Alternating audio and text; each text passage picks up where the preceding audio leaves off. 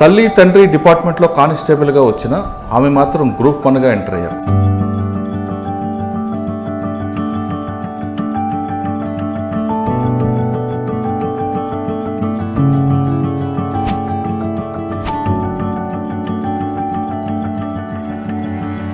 తల్లి రోడ్డు ప్రమాదంలో చనిపోయిన ఆమె మాత్రం అదేర పడకుండా చదివి గ్రూప్ 1 సెలెక్ట్ అయ్యారు. తండ్రి కోరిక మేరకు మరొకసారి గ్రూప్ 1 రాసి పోలీస్ డిపార్ట్మెంట్లోకి వచ్చారు. అమ్మ she met with road accident. అయ్యో. అమ్మ రోడ్ యాక్సిడెంట్లో హెడ్ ఇంజరీ అయ్యి she was for 1 week she was in coma.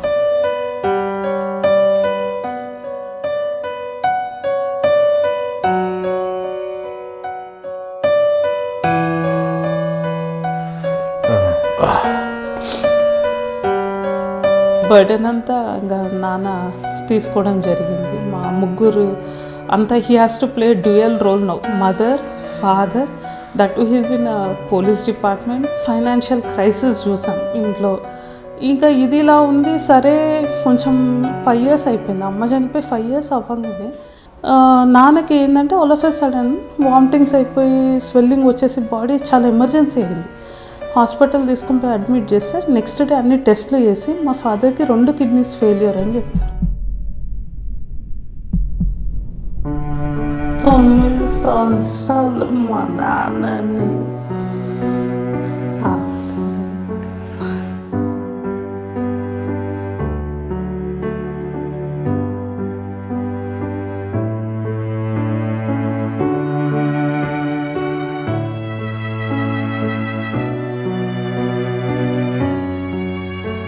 Life long మేము రుణపడి ఉండేది డిపార్ట్మెంట్.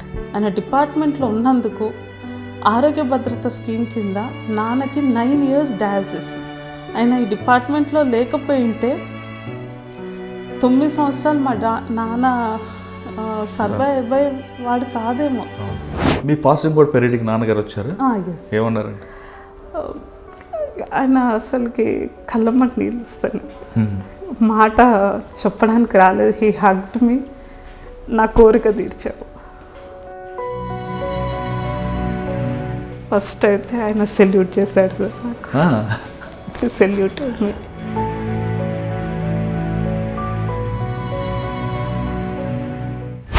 మీరు కూర్చున్న సీట్లో ఫస్ట్ కేసు ఏమి వచ్చింది? కావలి టౌన్లో సీరియల్గా నెక్స్ట్ నేను రిపోర్ట్ చేసుకున్న వెరీ నెక్స్ట్ డేనే ఒక ఆటోలో ఒక అమ్మాయి ట్రావెల్ చేస్తుంది.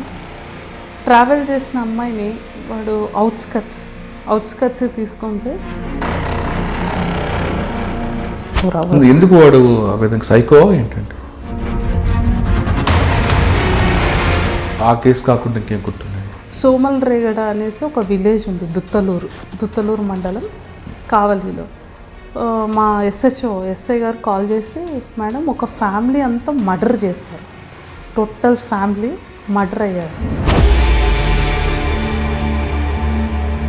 కొడవలి ఉంటుంది కదా, కొడవలితో వైఫ్ని నరికేశారు. పాప 2 ఆన్ స్పాట్లో చనిపోయారు.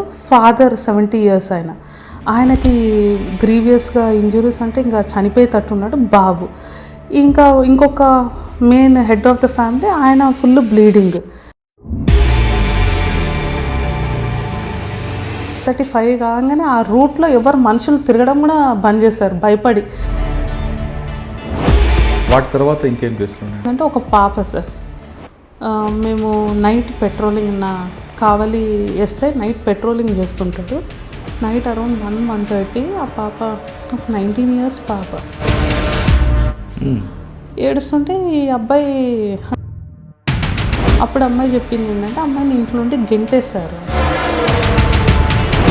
ఈ అమ్మాయి ఒక్కటి బతికింది. ఈ అమ్మాయి బ్రతకడం అంటే ఈ అమ్మాయి కోమాలోకి వెళ్ళిపోయింది. Actually shows in coma for 1 year అంట మన గవర్నమెంట్ నెల్లూరు హాస్పిటల్.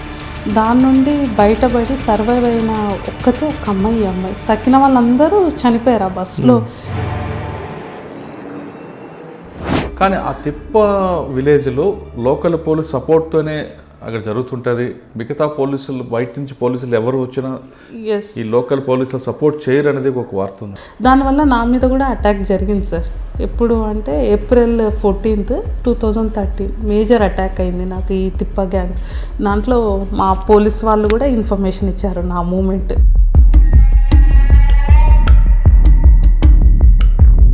వాళ్ళు ఎక్కడెక్కడనో చేస్తారు, బాంబే, గోవా, ఇంకా బెంగళూరు, చెన్నై అన్ని ప్లేసెస్లో చేసి డిసెంబర్ మంత్కి వచ్చేస్తారు. కానీ వాళ్ళ ఇంట్లలో ప్రతి ఇంట్లో ఒక పెద్ద డాగ్ పెంచుకుంటారు, సీసీ కెమెరాస్ ఉంటాయి వాళ్ళకి, ప్రతి మూమెంట్ తెలుస్తుంది మనకి. మీకు ఆర్డినెన్స్ సెర్చ్ చేయాలంటే కూడా చాలా ఛాలెంజింగ్ ఉండే నాకు స్టార్టింగ్లో. ఫస్ట్ ఒక రాయి విసిరేశారు మా మీదికి డైవర్షన్ కోసం. అవతల నుండి రాయి విసిరేసేటప్పుడు మా డ్రైవర్ ఏం చేశాడు, వెహికల్ని తిప్పేశాడు, అది పోయి కింద పడ్డాం. పడే లోపల మా గన్మ్యాన్ నా దగ్గర ఉండాల్సిన వాడు వీళ్ళని చేజ్ చేసుకుంటా అవతల సైడ్కి వెళ్ళిపోయారు. అందరికీ ఇన్ఫామ్ చేస్తున్నాను ఇట్లా అయింది రండి అంటే, పోలీస్ స్టేషన్ నుండి నాకు దగ్గరున్న police station only Bogole police station, Bitragunta ఒక్కటే నాకు ఇమీడియట్గా రెస్క్యూ చేయాలంటే. కావలి చాలా లాంగ్, నా క్యాంప్ ఆఫీస్ లాంగ్, రెస్పాన్స్ ఇవ్వలేదు.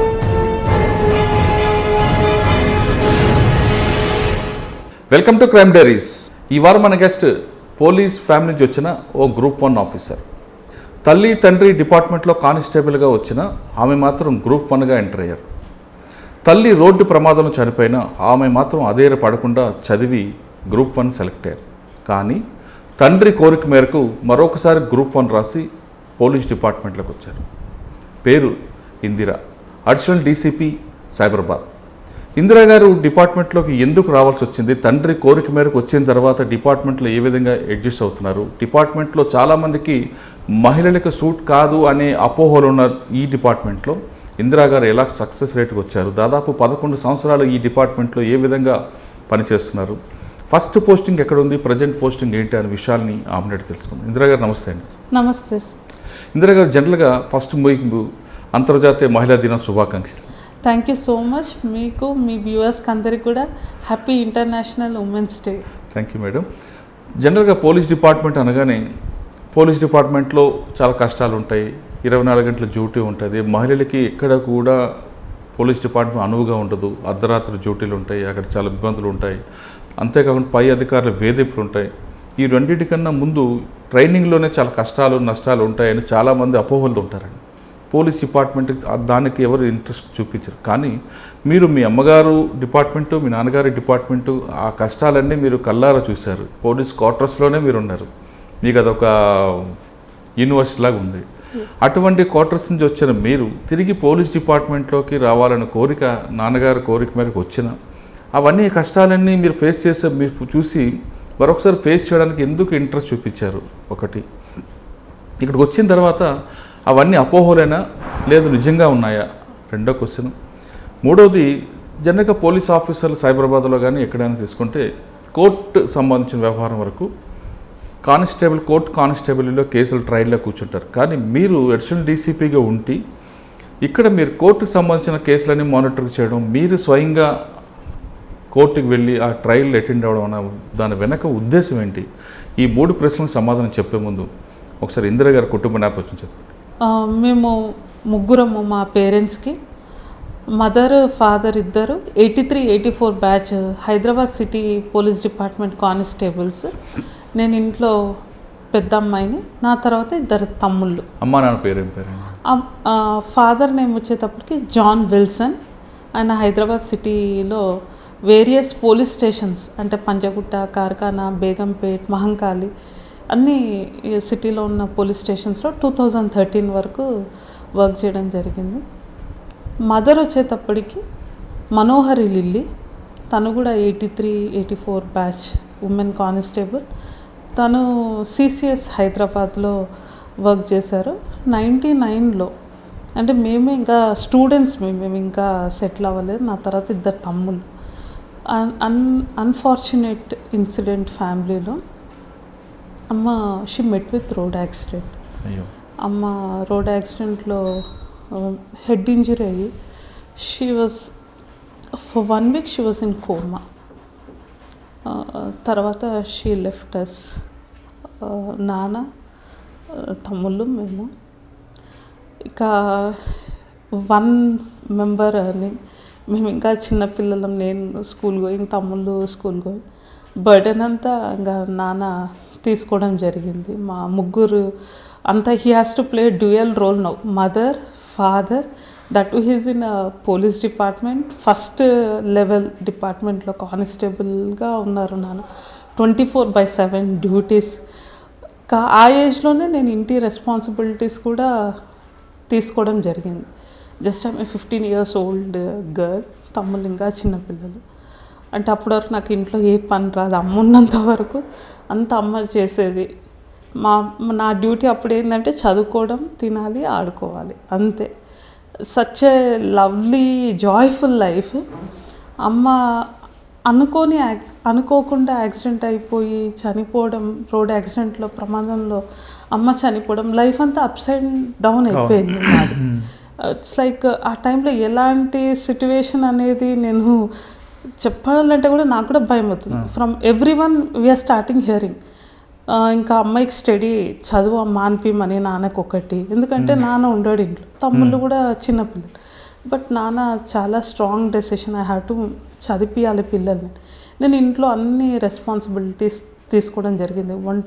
నాకు వంట రాదు. అప్పటి నుండి నా 15 years ఏజ్ నుండి ఇంట్లో వంట చేయడం. నా గుడ్ కుక్. వంట మొత్తం చేస్తాను. వంట చేసుకొని ఇంట్లో ఇంట్లో పని చేసుకోవడం. మేము తర్వాత రాను ఏమైందంటే ఒక్క శాలరీ అయిపోవడం. మాకు ముగ్గురం ఇంకా స్టూడెంట్స్, మీరు చదువుకునేది ఉంది. ఇంట్లో ట్యూషన్స్ కూడా చెప్పేదాన్ని నేను. అంటే ఇంకా కాలేజ్కి వచ్చేటప్పటికి మేము ఇంట్లో ట్యూషన్స్ చెప్పేదాన్ని. నాతో పాటు తమ్ముళ్ళు కూడా. మా నాన్న ఒక్కటే చెప్పాను, నిన్ను చూసి తమ్ముళ్ళు ఫాలో అవుతుంటారు. ఇంకా వాళ్ళ గురించి కూడా మనం యాజ్ ఎ ఎల్డర్ ఆ చిన్న టీనేజ్లోనే రెస్పాన్సిబుల్గా ఉండాలి, జాగ్రత్తగా ఉండాలి. నడవడిక చాలా ప్లే చేస్తుంది. అదంటే ఇప్పుడు నాకు తెలుస్తుంది. ఎందుకంటే నాకు కూడా ఒక పాప ఉంది. ఒక పెద్ద పేరెంట్స్ మనకి ఏది చెప్పినా మన మంచికే అని నాకు మ్యారేజ్ అయినాక, జాబ్ వచ్చినాక చాలా హ్యాపీగా అనిపిస్తుంది. తమ్ముళ్ళు ఇంకా ఇంట్లో ఆ చిన్న ఏజ్లోనే మేము అన్ని రకాల చూసాం. అంటే సడన్ డెత్ ఆ టీనేజ్లో, ఫైనాన్షియల్ క్రైసిస్ చూసాం ఇంట్లో. ఇంకా ఇది ఇలా ఉంది. సరే కొంచెం 5 years అయిపోయింది. అమ్మ చనిపోయి 5 years అవ్వగానే నేను డిగ్రీకి వచ్చేసాను. నాన్నకి ఏంటంటే all of a sudden vomitings అయిపోయి స్వెల్లింగ్ వచ్చేసి బాడీ చాలా ఎమర్జెన్సీ అయింది. హాస్పిటల్ తీసుకుని పోయి అడ్మిట్ చేస్తారు. నెక్స్ట్ డే అన్ని టెస్ట్లు చేసి మా ఫాదర్కి 2 kidneys ఫెయిల్యూర్ అని చెప్పారు. Like he's on dialysis for 9 years. ఆ రోజు నైట్ మేము మా బ్రదర్స్ వెళ్ళి అడ్మిట్ చేస్తే 2 kidneys ఫెయిల్ అయినాయి. He cannot survive more than 1 month. Dialysis ఆ వర్డ్ కూడా మేము ఫస్ట్ టైం వింటాం అనమాట. డయాలసిస్, బ్లడ్ రోజు మార్చాలి, బ్లడ్ మార్చాలి అంటే ఇంకా అసలు నేను డిగ్రీ చదువుతున్న చిన్న తమ్ముడు, ఇంకా అందరం స్టూడెంట్స్, ఇంకా సెటిల్ అవ్వలేదు మేము. అసలుకి చాలా క్లిష్టమైన పరిస్థితి. ఆలోచించడానికి కూడా మాకు భయం అవుతుంది ఇప్పుడు కూడా. ఆ స్టేజ్ మేము ఎలా తట్టుకున్నామా అనేసి. మేము ఇద్దరికి చాలా థ్యాంక్ఫుల్గా ఉంటాం. ఒకటి వచ్చి మేము నమ్మిన మా దేవుడు, మా నాన్నని కాపాడి 9 years తర్వాత లైఫ్ లాంగ్ మేము రుణపడి ఉండేది డిపార్ట్మెంట్. ఎందుకు డిపార్ట్మెంట్ కంటే పోలీస్ డిపార్ట్మెంట్లో మా నాన్న డిపార్ట్మెంట్లో ఉన్నందుకు మాకు ఒక స్కీమ్ ఉంది, Arogya Bhadrata. Just because he's in the department, ఆయన డిపార్ట్మెంట్లో ఉన్నందుకు ఆరోగ్య భద్రత స్కీమ్ కింద నాన్నకి 9 years డయాలసిస్. ఆయన ఈ డిపార్ట్మెంట్లో లేకపోయి ఉంటే 9 సంవత్సరాలు మా నాన్న సర్వైవ్ వాడు కాదేమో. మేమేమంత ఫైనాన్షియల్గా ఉన్న వాళ్ళం కూడా కాదు. 9 years డిపార్ట్మెంటే భరించింది నాన్నని. డయాలసిస్, ఎమర్జెన్సీ డయాలసిస్, ప్రతి ఒక్కటి. సో చాలా మేము డిపార్ట్మెంట్కి గ్రాటిట్యూడ్ అండి. ఐ టేక్ అంటే ఇప్పుడు నేను సర్వ్ చేస్తున్నా అంటే కూడా హోల్ హార్టెడ్గా చిన్న పీస్ ఆఫ్ వర్క్ ఇచ్చిన 9 సంవత్సరాలు మా నాన్నని ఏ పీస్ ఆఫ్ వర్క్ ఇచ్చినా and with my whole heart.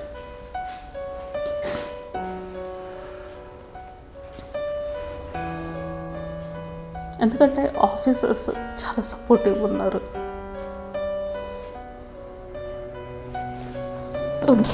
Clean చేసుకోండి, కట్ చేయండి. లేదు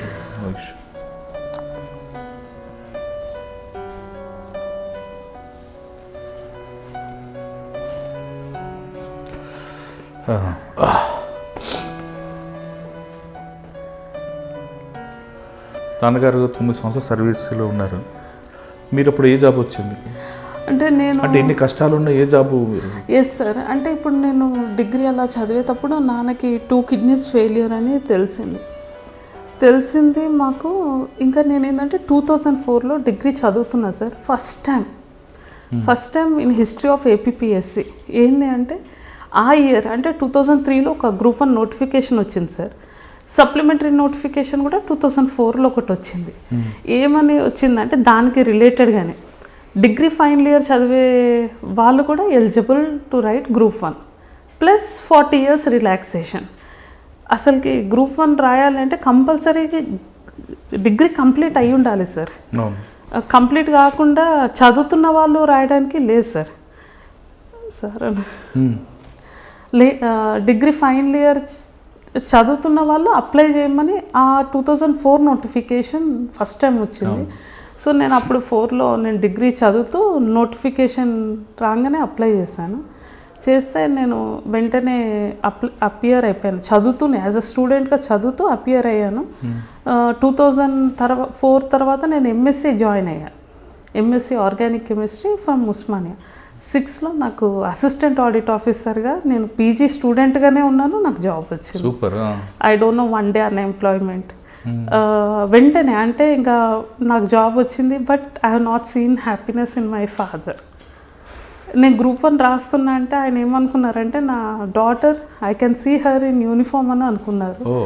మాకు అంటే దీంట్లో ఇంకొక టెక్నికల్ ఇష్యూ ఏమైందంటే నా ఇయర్ 2004కి 21 కంప్లీట్ అయ్యి ఉండాలి as a DSP uniform service.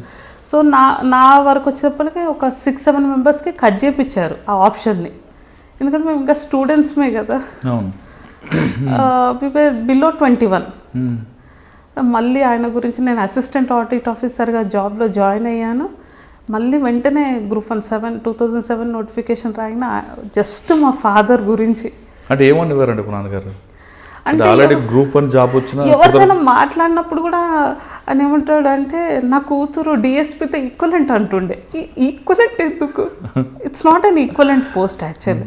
కానీ ఆయన ఏమనుకుంటుండే నా కూతురు ఈక్వలెంట్ ఆ పోస్ట్ యూనిఫామ్ గెస్టెడ్ ఆఫీసర్ అని అంటే అట్లా ఫీల్ అయ్యేవాడు. అట్లా కాదు, ఐ షుడ్ బికమ్, ఆయనకి చేసి అది చూపించాలి. Like is in last days of his ఉన్నాడు, హెల్త్ బాగలేదు. అప్పటికి నాన్నకి 4 years అయిపోయింది. He's on dialysis. ఆయన గురించి నేను మళ్ళీ రాయడం జరిగింది. వెంటనే రాసి ఫస్ట్ ఆప్షన్ నా డిఎస్పి పెట్టాను. మా బ్యాచ్లో తక్కువ మంది అమ్మాయిలం ఫస్ట్ ఆప్షన్ డిఎస్పి పెట్టింది. ఓకే. మీ పాసింగ్ కూడా పెరిడికి నాన్నగారు వచ్చారు, ఏమన్నారండి?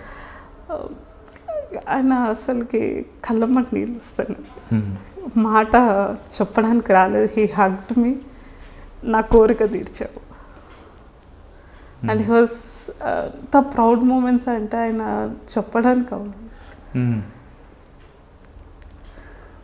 అంటే అక్కడ అందరికి పరిచయం చేశారా అందరినీ? ఎందుకంటే బ్యాచ్మేట్స్ సీనియర్ అందరికీ ముందే నాన్న వచ్చినప్పుడే అంటే ఎవ్రీ వీక్స్ వచ్చేవాళ్ళు. నేను doesn't feel bad. I proudly say I'm daughter of a department. ప్రౌడ్గా చెప్పుకుంటాను మా నాన్న డిపార్ట్మెంట్. నేను ఎవరు అడిగినా చెప్తాను, నాన్న constable, I'm daughter of a constable. I have that gratitude for department. నాకే కాదు ఇద్దరు తమ్ముళ్ళకు కూడా లాట్ ఆఫ్ గ్రాటిట్యూడ్. పెద్ద తమ్ముడు వచ్చేసి తర్వాత అంటే 13లో నాన్న చనిపోయారు నేను డిపార్ట్మెంట్కి వచ్చిన 4 ఇయర్స్కి. అప్పటికి కూడా తమ్ముళ్ళు ఇంకా స్టూడెంట్సే, ఓకే. ఇద్దరు తమ్ముళ్ళు. వాళ్ళని చదివించి వాళ్ళు కాంపిటేటివ్ ఎగ్జామ్స్ అవి ప్రిపేర్ అయ్యారు.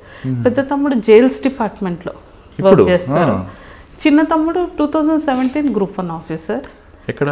Now he's working in Wanaparthy as a civil సప్లైస్లో మేనేజింగ్ డైరెక్టర్గా. కాకి యూనిఫామ్ మీరు ఇంకొక తమ్ముడు ఉన్నారు, ఒకరు జైలు ఒకరు పోలీస్.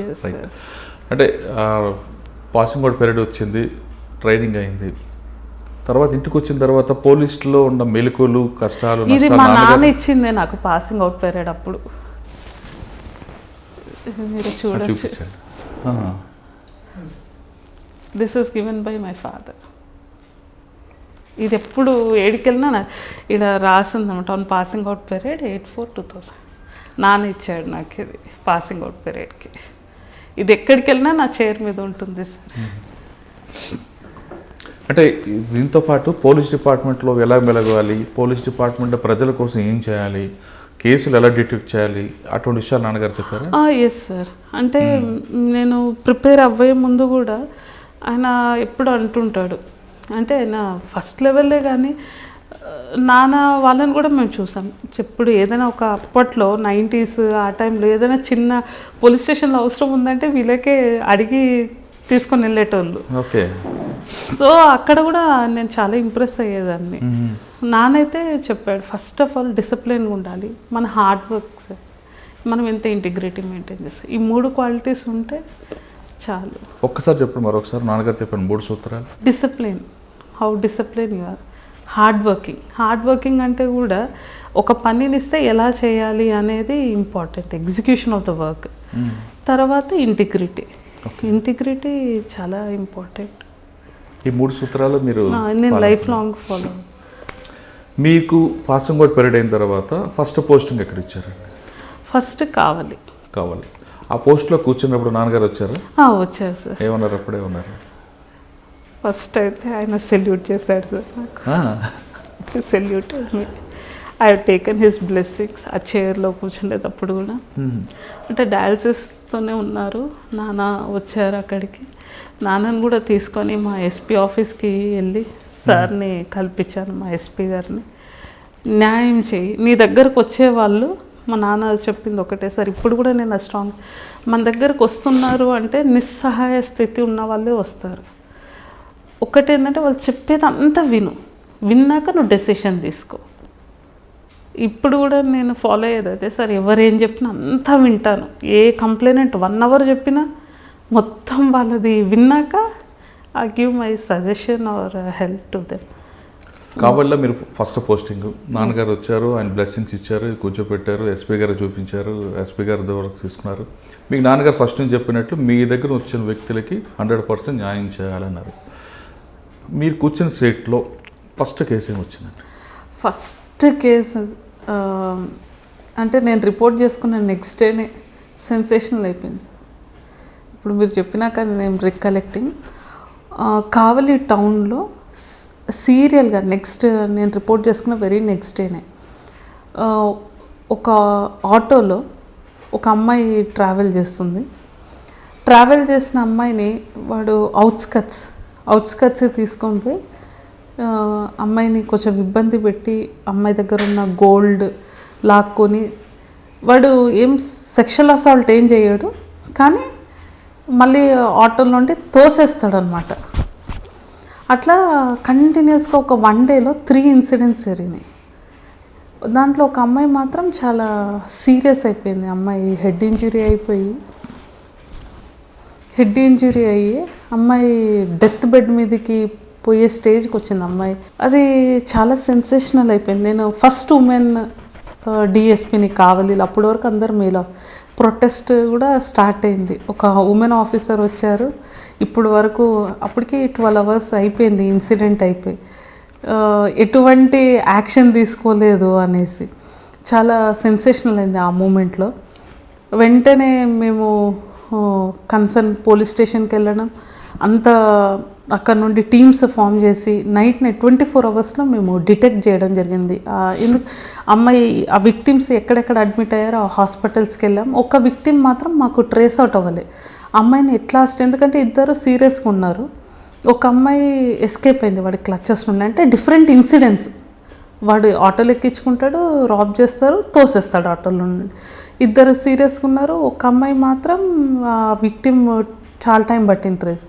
అప్పుడు మేము 12 టైంలో, ఇది 2011లో సీసీ ఫుటేజెస్ అట్లా కూడా లేవు. So we form so many teams. నేను లీడ్ ఎక్కడ వచ్చింది మాకు ఎవరైతే విక్టిమ్ మాట్లాడగలిగిన విక్టిమ్ ఉంది, ఇద్దరిలో ఒక అమ్మాయి మాట్లాడుతుంది హాస్పిటల్. అమ్మాయి చెప్పింది వాడి గురించి, ఆటో డ్రైవర్, బట్ ఫీచర్స్ చెప్పింది, ఆటో ఎలా ఉంది వెనకాల డిజైన్. సో ఆ క్లూ పట్టుకున్నాం. ఆ క్లూ పట్టుకొని ఆటో స్టాండ్స్ అసోసియేషన్ వాళ్ళందరినీ పిలిపించాం. అన్నీ అంటే Kavali town auto stand, Jaldanki town auto stand, Kaligiri, మేము ఉదయగిరి వరకు ఉన్న ఆటో స్టాండ్స్ అందరు ఇటు సైడ్ బిట్రగుంట అందరినీ అసోసియేషన్ వాళ్ళని పిలిపించి మేము కాన్ఫిడెన్స్లో తీసుకొని టౌన్ పిఎస్లోనే ఉన్నాం. అన్ని సీన్ ఆఫ్ అఫెన్స్ వెళ్ళాము. చైన్ నెక్స్ట్ హాస్పిటల్స్కి విజిట్ చేసాము. వాళ్ళకందరు కాన్ఫిడెన్స్లో తీసుకొని ఆటో డ్రైవర్సే క్లూస్ వాళ్ళ దగ్గర నుండే తీసుకున్నాం. It last we have detected with in 24 hours. ఎందుకు వాడు ఆ విధంగా సైకో ఏంటంటే? అంటే జస్ట్ వాడికి డబ్బుల గురించి. అంటే అట్లానే ఈ పిల్లల్ని సెక్షువల్ అసాల్ట్ కూడా చేయలేదు. ఓన్లీ గోల్డ్ తీసుకోవడం, ఎక్కించుకొని ప్యాసింజర్స్ని గోల్డ్ లాగేసుకొని రన్నింగ్ ఆటోలోనే తోసేయడం. కానీ అది 24 hours మేము ఆ కేసు కాకుండా ఇంకేం గుర్తున్నాయి? ఇంకొక అంటే సెన్సేషనల్ కేసెస్ కూడా చాలా రిపోర్ట్ అయినాయి. దీంట్లో ఒకటి ఏంటి అంటే ఇది కూడా నాకు కొంచెం మెమరబుల్. ఫిబ్రవరి 2013 9th February నాకు ఒక కాల్ వచ్చింది. ఎర్లీ అవర్సే. సోమల్ రేగడ అనేసి ఒక విలేజ్ ఉంది, దుత్తలూరు మండలం, కావలిలో. మా ఎస్ఐ గారు కాల్ చేసి, మేడం ఒక ఫ్యామిలీ అంతా మర్డర్ చేశారు, టోటల్ ఫ్యామిలీ మర్డర్ అయ్యారు. షాక్. ఫ్యామిలీలో 5 మందిలో 4 ఆన్ స్పాట్లో, 2 చనిపోయారు, 2 బ్లీడింగ్తో ఉన్నారు, ఆల్మోస్ట్ ముగ్గురు బ్లీడింగ్తో ఉన్నారు. Early hours. ఒక్క నిమిషం దానికి ముందు కూడా అసలు అర్థం కాలేదు ఇంత ఎర్లీ అవర్స్. అది ఇంకా సార్కి, ఎస్పీ గారికి కాల్ చేసి సీన్కి వెళ్ళడం జరిగింది. వెళ్ళి అక్కడ చూస్తే అది ఇల్లు పొలం, మెయిన్ రోడ్ పైన, అంటే అవుట్స్కట్స్లో ఉంది. సోమల్రేగడ విలేజ్కి అవుట్స్కట్స్లో ఒక పొలంలో ఒక్కటే ఒక ఇల్లు. దరిదాపులో కూడా ఇల్లులు లేవు. విలేజ్కి అవుట్స్కట్స్. వీళ్ళు ఫ్యామిలీ వచ్చి అక్కడ ఉంటున్నారు. వాళ్ళదే పొలము, గేదెలు, ఆవులు అవన్నీ పెట్టుకున్నారు, పశువుల్ని పెట్టుకొని ఫ్యామిలీ. ఒక father, he'll be around 70 years, wife and husband, 2 పిల్లలు, పాప బాబు. వైఫ్ అండ్ హస్బెండ్ కూడా 45 years, ఉమెన్ కూడా ఒక 35 to 40 మధ్యలో ఉంది. పిల్లలు 11 years బాబు, 9 years పాప. మొత్తం ఎట్లా అంటే నరికేశారు. అది కొడవలి ఉంటుంది కదా, కొడవలితో వైఫ్ని నరికేశారు. పాప 2 ఆన్ స్పాట్లో చనిపోయారు. ఫాదర్ 70 years ఆయనకి గ్రీవియస్గా ఇంజురీస్, అంటే ఇంకా చనిపోయేటట్టున్నాడు. బాబు ఇంకొక main head of the family, ఆయన ఫుల్ బ్లీడింగ్. మేము అర్లీగా వెళ్ళిపోవడం జరిగింది 6:30 లోపల. వాళ్ళని అప్పటికే ఎస్ఐ గారు హాస్పిటల్కి అంతా పంపించేశారు వాళ్ళని. ఆ కేసులో మాకు చాలా ప్రెషర్ కూడా వచ్చింది. ఎందుకంటే అప్పుడు మాకు డీజీ గారు కూడా he's from native of Nellore. ఇంకా 5 deaths.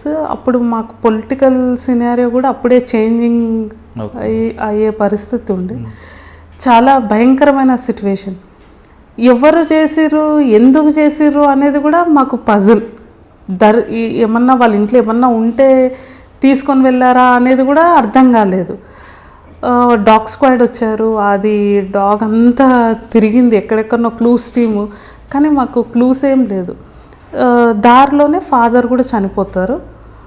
హాస్పిటల్ తీసుకునేటప్పుడు బాబు కూడా చనిపోతారు. 4 deaths. చాలా కమోషన్ అయితే వచ్చేసింది. మేము పికెట్స్ పెట్టుకున్నాము. ఈవినింగ్ 4:35 కాగానే ఆ రూట్లో ఎవరు మనుషులు తిరగడం కూడా బంద్ చేశారు, భయపడి. 5 మందిని చంపేశారు. ఆ భయం, పానిక్ అయిపోయారు. 4 days అయింది, 5 days అయింది, మాకు క్లూస్ లేవు. మేము క్యాంప్ వేసేసుకున్నాం అక్కడనే. ఆ విలేజ్లోనే ఎస్పీ గారు ఐజీ గారేమో గుంటూరు నుండి వచ్చి హీజ్ ఇన్ డిస్ట్రిక్ట్ హెడ్ క్వార్టర్స్లో ఐజీ గారు కూడా వచ్చేసి ఉన్నారు. ఐజీ గారు ఎవరండి? అప్పుడు వచ్చేసి Sunil Kumar sir, okay. SP BV Ramana Kumar sir, retired అయ్యారు సార్ ఐజీ.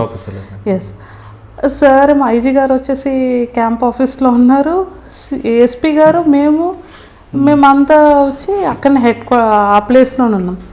వీడిని ఎవరైతే మేల్ పర్సన్ బ్రతుకున్నాడో వాడికి ఇంజురీస్ ఉన్నాయి, బ్లీడింగ్ ఉంది. మేము ఆయన్ని తీసుకొని చెన్నైలో అడ్మిట్ చేయాల్సింది వచ్చింది, నెల్లూరులో కూడా కాదు.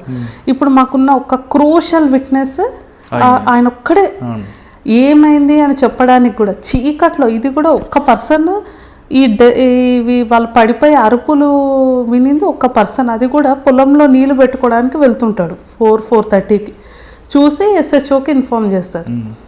1 వీక్ మేము 3-4 డేస్కే కొంచెం డౌట్ వచ్చింది మాకు, ఎవరు నింటారు అని డౌట్ వచ్చింది.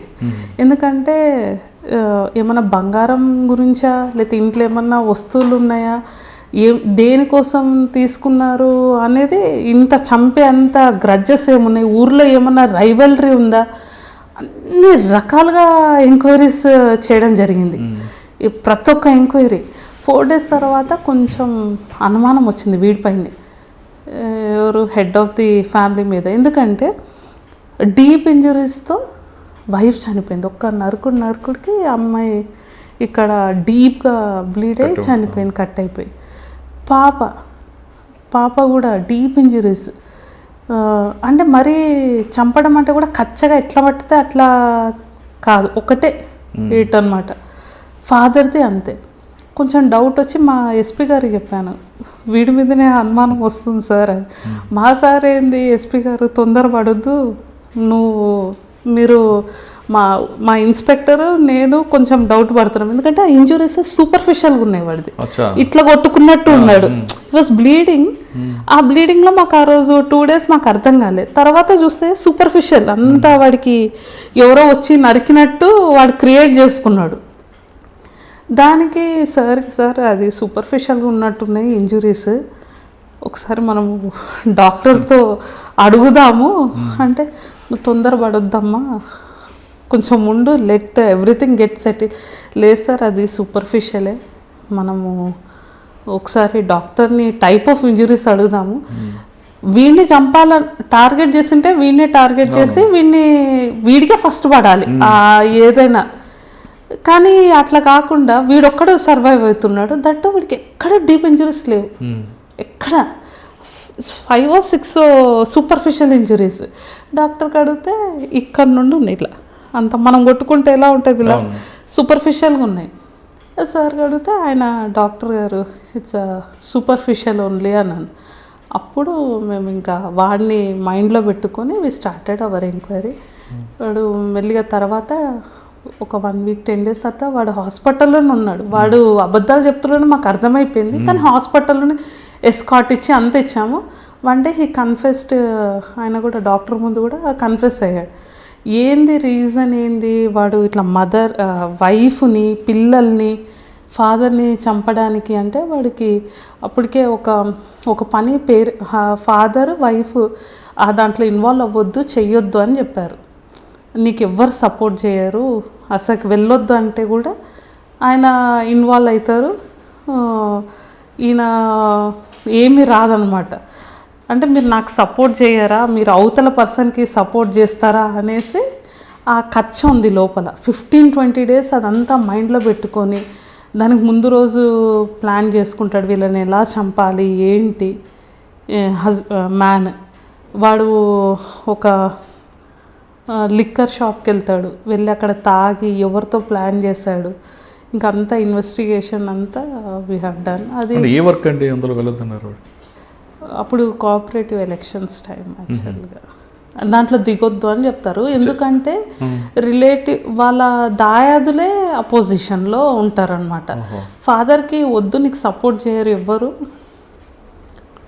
ఎలక్షన్లో పోటీ చేయదన్నందుకు కోపంతో చేస్తుంటాడు.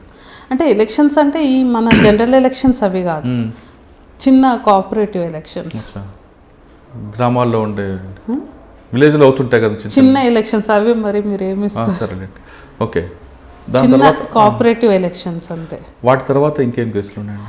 దాని తర్వాత నాకు బాగా గుర్తుకుండిపోయే చాలా ఉన్నాయి సార్. ఎందుకంటే అది నేను చాలా ఎంజాయ్ అంటే మంచిగా సాటిస్ఫైడ్ పోస్టింగ్ నాకు కావాలి. లాంగ్ 2.5 years చేశాను. ఇంకొకటి ఏంటంటే ఒక పాప సార్, మేము నైట్ పెట్రోలింగ్ కావలి ఎస్ఐ నైట్ పెట్రోలింగ్ చేస్తుంటాడు. నైట్ అరౌండ్ 1-1:30 ఆ పాప ఒక 19 years పాప మాకు అక్కడ టువర్డ్స్ టౌన్ నుండి జల్దంకి పోలీస్ స్టేషన్కి వెళ్ళే రోడ్లో మాకు ఉదయగిరి బ్రిడ్జ్ అని వస్తుంది. బ్రిడ్జ్ దాటంగానే ఒక పాప రోడ్ మీద ఏడ్చుకుంటే కనిపిస్తుంది. నైట్ 1:32 ఏడుస్తుంటుంది అమ్మాయి. బాగా ఏడుస్తుంటే ఈ అబ్బాయి అంటే మా ఇన్స్పెక్టర్ ఎస్ఐ వెళ్తారు.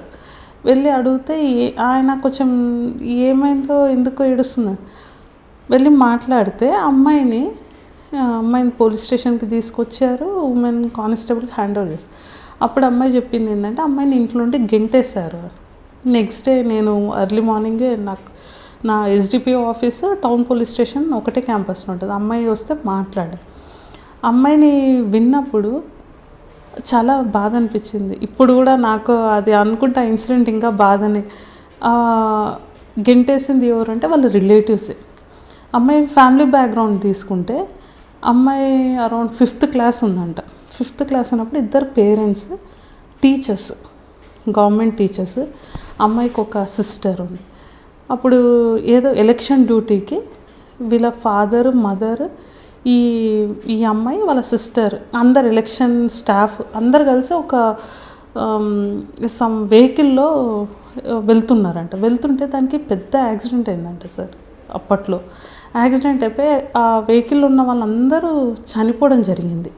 ఈ అమ్మాయి ఒక్కటి బతికింది. ఈ అమ్మాయి బ్రతకడం అంటే ఈ అమ్మాయి కోమాలోకి వెళ్ళిపోయింది. యాక్చువల్గా shows in coma for 1 year అంట మన గవర్నమెంట్ నెల్లూరు హాస్పిటల్. దాని నుండి బయటపడి సర్వైవ్ అయిన ఒక అమ్మాయి. ఈ అమ్మాయి తక్కిన వాళ్ళందరూ చనిపోయారు. ఆ బస్సులో ఎంతమంది స్టాఫ్ ఉన్నారో అంతమంది చనిపోయారు అని చెప్పింది అమ్మాయి. తర్వాత మాకు తెలిసింది ఏంటంటే ఈ అమ్మాయిని వాళ్ళ రిలేటివ్సే పెంచుకున్నారు. ఇద్దరు పేరెంట్స్ గవర్నమెంట్ ఎంప్లాయీస్.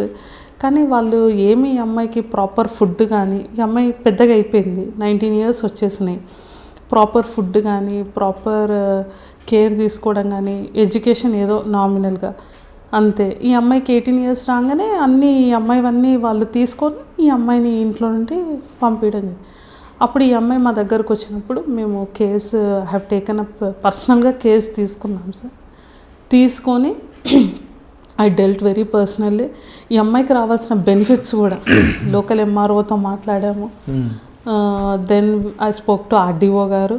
ఈ అమ్మాయికి రావాల్సిన బెనిఫిట్స్, జాబ్ కూడా వచ్చింది అమ్మాయికి. తర్వాత వాళ్ళ పేరెంట్స్ది ఆన్ డ్యూటీ చనిపోయారు కాబట్టి now she is working also. But జనరల్గా కావలి ఆ ఏరియాలో 2 రకాల క్రైమ్ కనిపిస్తుంటుంది. ఒక పిట్టరగుంట కప్పరాల తిప్ప ఆ బ్యాచ్ ఉంటుంది. తర్వాత ఫేక్ గోల్డ్ అని ఈ కేసులు ఈ ప్యాటర్న్ మీరు ఫేస్ చేశారా? చాలా హెడ్ఏక్ అది. ఫస్ట్ ఛాలెంజింగ్ అంటే కావలి పోస్టింగ్ అంటేనే మనకి బిట్రగుంట, కప్రాల తిప్ప, బోగోల్ మండల్ అంటేనే చాలా ఛాలెంజింగ్ మనకి. నేను తిప్ప గ్యాంగ్ అనేది అక్కడ చేరు కానీ మిగతా అన్ని ప్రాంతాల్లో అంటే వాళ్ళకి అది ఒక అండర్స్టాండింగ్. మాకు అక్కడ చదివిన ప్యాటర్న్ నాకు అర్థమైంది. బిట్రగుంట వచ్చేసి కప్రాల తిప్ప, కావలి తిప్ప గ్యాంగ్ అంటారు. నోటోరియస్. కానీ ఆ తిప్ప విలేజ్లో లోకల్ పోలీస్ సపోర్ట్తోనే అక్కడ జరుగుతుంటుంది. మిగతా పోలీసులు బయట నుంచి పోలీసులు ఎవరు వచ్చినా ఈ లోకల్ పోలీసులు సపోర్ట్ చేయరు అనేది ఒక వార్త ఉందండి. అది ముందు ఉండేది. నేను వెళ్ళిన టైంలో సార్ నేను ఎవ్రీ 2 monthsకి కార్డన్ అండ్ సర్చ్ చాలా చేశాను. మేము ఒక 200 members ఆర్మ్డ్ ఫోర్స్ని పెట్టించి కార్డన్ అండ్ సర్చ్. దానివల్ల నా మీద కూడా అటాక్ జరిగింది సార్. ఎప్పుడు అంటే April 14th, 2013 మేజర్ అటాక్ అయింది నాకు ఈ తిప్ప గ్యాంగ్. దాంట్లో మా పోలీస్ వాళ్ళు కూడా ఇన్ఫర్మేషన్ ఇచ్చారు నా మూమెంట్. అంటే వాళ్ళ ఎంఓ ఏంది అంటే మీరు అన్నట్టు ఆ డిస్టిక్లో చెయ్యరు. డిస్టిక్ ఆ మండలే కాదు, ఆ డిస్టిక్లో ఎటువంటి అఫెన్స్ చేయరు. వాళ్ళు December monthలో మాత్రం ఆడికొచ్చేస్తారు.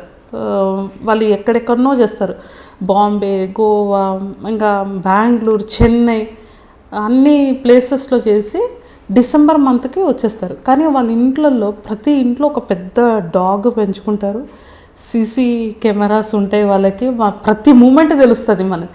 మీకు ఆర్డినెన్స్ సెర్చ్ చేయాలంటే కూడా చాలా ఛాలెంజింగ్ ఉండే నాకు స్టార్టింగ్లో, చాలా అంటే చాలా ఛాలెంజ్ అది మాకు. తిప్ప గ్యాంగ్ మీ మీద ఎలా దాడి చేశారు వాళ్ళు? మాది వచ్చి అప్పటికే నేను గంజాయి కేసులు పెట్టేదాన్ని సార్, చాలా పెట్టేదాన్ని.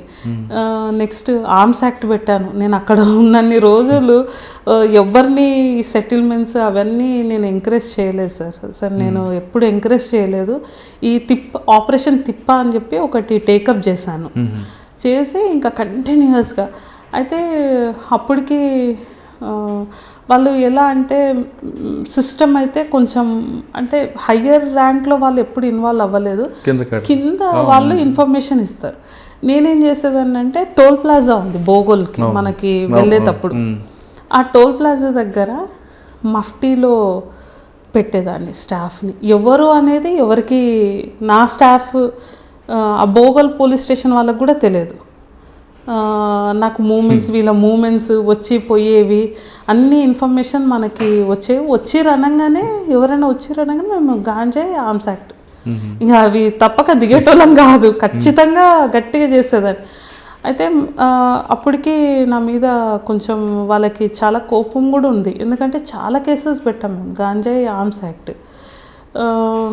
April 14th, 2013 tribal sub plan implementation ఉంటాయి. కిరణ్ కుమార్ రెడ్డి గారు సీఎం అప్పుడు, వారు వచ్చేసి గూడూరులో సబ్ ప్లాన్ ప్రోగ్రామ్ గూడూరుకి వస్తున్నారు. నాది ఏమైందంటే నన్ను ఒక్కదానికి బందోబస్తు డ్రా చేయలేదు ఆ రోజు, డిస్టిక్లో ఉన్న వాళ్ళందరినీ బందోబస్తుకి డ్రా చేశారు సార్. April 14th అంబేద్కర్ జయంతి, ట్రైబల్ సబ్ ప్లాన్ 2013లో అందరూ ప్రతి ఆఫీసర్ దేవర్ ఇన్ గూడూరు టౌన్లో. మా ఎస్పీ గారు నాకు ఇన్స్ట్రక్షన్స్ ఏమి ఇచ్చారంటే హెడ్ క్వార్టర్స్కి వచ్చి హెడ్ క్వార్టర్స్ నుండి మానిటర్ చేయమన్నారు, నెల్లూరు హెడ్ క్వార్టర్స్. మన మూమెంట్స్ అన్నీ పోలీస్ స్టేషన్స్లో తెలిసిపోతాయి. నేను ఆ రోజు చేసిన మిస్టేక్ ఏంటంటే I didn't carry my weapon. ఖచ్చితంగా మనం కావాలి, కొన్ని ఏరియాస్లో వెపన్ క్యారీ చేయాలి, గన్మెన్ ఉండాల్సిన ప్లేసెస్ ఇవి. నేను ఐ వాజ్ వెరీ ఇంత ఆలోచించాలి. అప్పటికే చెప్తా ఉన్నారు వీళ్ళు తిప్ప వాళ్ళు చాలా అగ్రెసివ్గా ఉన్నారు మీ మీద అనేసి, ఎందుకంటే ఇలిసిట్ లిక్కర్లు పలగొట్టేదాన్ని. ఫస్ట్ పోస్టింగ్ కదా, ఆ కుండలు బాగా వేయడాలు అన్నీ అట్లా చేసేదాన్ని. ఎక్కువ ఫోకస్ ఉండేది నాకు దాని మీద.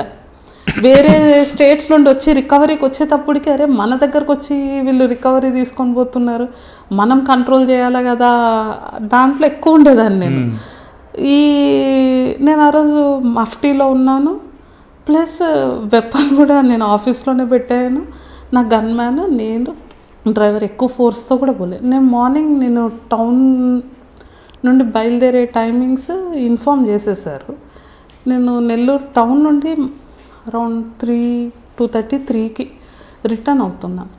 కరెక్ట్గా ఏమంటారు సార్, మన బోగోలు నెల్లూరు టౌన్ ఎంట్రీ మధ్యలో వాళ్ళు ఒక లారీ దగ్గర, యాక్చువల్గా వాళ్ళు వేరే అఫెన్స్ చేస్తుంటే ఏదో అఫెన్స్ జరుగుతున్నట్టయితే మాకు కూడా కనిపించింది. సరే అని మేము వెహికల్ స్లో అయ్యే లోపల వాళ్ళు కూడా మా వెహికల్ని అబ్జర్వ్ చేసి ఫస్ట్ ఒక రాయి విసిరేశారు మా మీదికి డైవర్షన్ కోసం. అవతల నుండి రాయి విసిరేసే లోపల మా డ్రైవర్ ఏం చేశాడు, వెహికల్ని తిప్పేశాడు, అది పోయి కింద పడే లోపల మా గన్మ్యాన్ నా దగ్గర ఉండాల్సిన వాడు వీళ్ళని చేజ్ చేసుకుంటా అవతల సైడ్కి వెళ్ళిపోయారు. అబ్బాయిని మాత్రం అంటే నేను మెయిన్ రోడ్డు మీదకి వచ్చేసి నిలబడాను. ఈ అబ్బాయి ఎవరైతే గన్మ్యాన్ ఉన్నాడో చేజ్ చేశారు. అబ్బాయిని రాయి తీసుకొని ముక్కు బలగొట్టేసి వాళ్ళు చాలా హీనియస్గా బిహేవ్ చేస్తారు. వాళ్ళు అంత దయాదాక్షిణాలు కూడా ఉండవు వాళ్ళకి. నాకేమో ఈ అబ్బాయి అసలుకి నా దగ్గర ఉండాల్సిన వాడు పోయి వాళ్ళ చేతిలో చిక్కుకున్నాడు.